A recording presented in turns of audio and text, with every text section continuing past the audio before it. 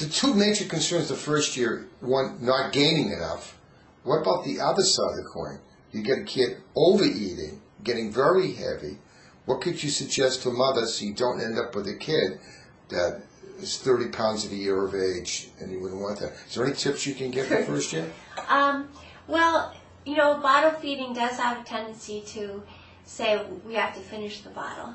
So if your child is growing well, you can actually listen to what their stomach is trying to tell you. If they're cutting off at, 8 ounces, you don't have to go up to the whole 9 that you can fit in the bottle. And a lot of times people are concerned about their child maybe crying, and so sometimes we see that as soon as the baby cries, they feel like it needs a bottle. So babies and mothers fit in. So you're recommending a hug before you give the bottle? Yeah, there's a natural rhythm, and I think that,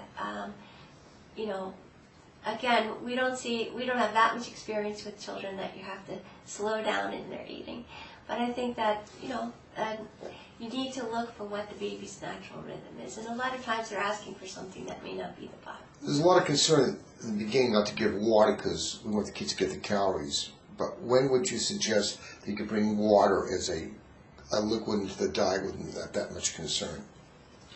Well, if the child is growing well over the first 3 to 6 months, then I think it would be fine. Then water could be good, and that obviously you're not going to get very heavy.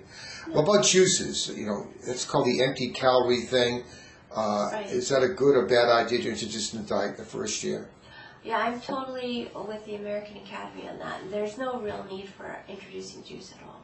And a hot summer day may be an exception once in a while, but you really don't want to go to that kind of route. Is that correct? Right. I mean, there's always...